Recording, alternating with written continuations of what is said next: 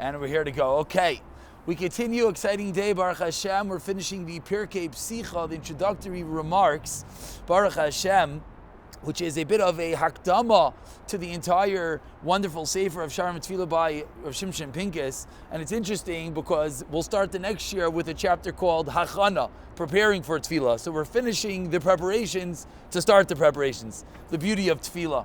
So yesterday we ended off with an idea that we're going to pick up with right now, that the most critical ingredient in Tefillah is time. And Shimshon Pincus explains that before we've learned about the necessity of time before we daven. We spoke about the idea that tefillah is a battle. And if you don't prepare before the battle, you're not going to prepare during the battle. But now Shimshon Pincus says we're honing in on the tefillah itself, the time while you're davening. And he paints with such beautiful picture. He says, you come to shul. If you're a minute late, you're already rushing to catch up. The shliach tzibur, the shatz, he determines how you're going to daven. If he's a little slow, if he's a little bit fast, and the whole time you're dependent upon him. And then he says, okay, so you finally get the Shemona Esrai, and now you're in control. You could do your own thing. He says, well, not really, because the shliach tzibur finishes, and he says, no one wants to be that guy who's davening that much longer than anyone else. So we're so bound by time, bound by the situation that we're in. And he gives us a mashal. He says, if you go to a doctor, there's two types of doctors that you could go to. One type of doctor, you show up, there's a long line, you get in to see the doctor, you get 60 seconds, looks to you, talks to you, and you're out of there.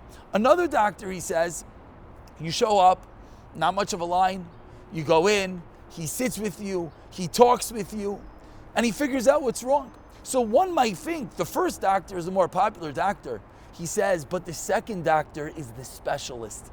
The specialist is going to make sure he has appropriate time. Because if I don't have time to figure out what's wrong with you, to talk to you, I'm not going to be able to help you.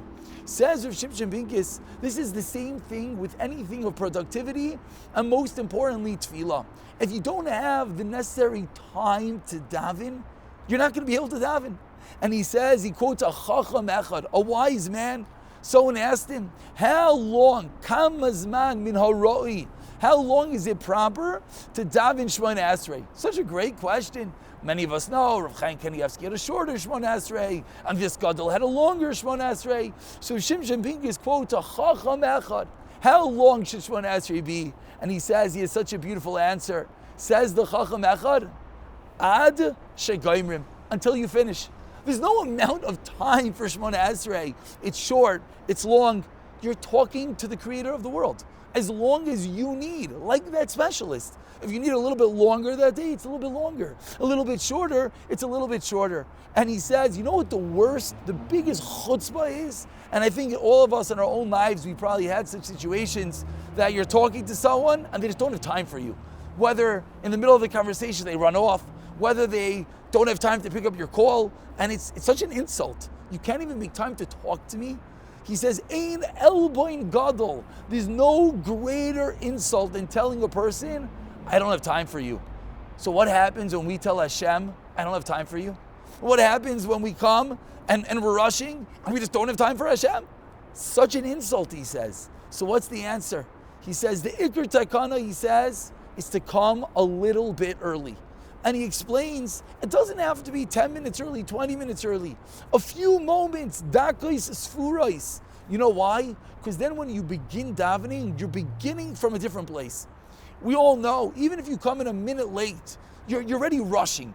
You're already in the middle and you're trying to get going and you're trying to catch up. And the whole thing is, we all know, one big domino, that's going to be difficult. Now, of course, we should inject a parenthetical statement. We shouldn't belittle it. Baruch Hashem, he's davening. He showed up to shul. He's trying his best. But part of what we learn over here is to learn of where we're trying to go, to have our eyes set on the prize, how we're going to eventually boost and aid our tefillahs. So he says, you know what you have to do? You show up a minute or two early. You're calmer. You're more collected. You're starting davening from a much different place.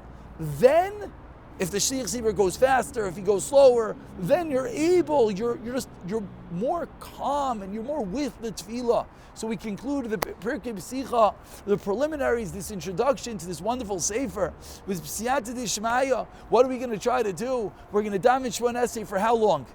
until we finish, however long it takes, trying to not focus on that clock, on the Shliach Sibur, but rather focus inward on what we need to daven.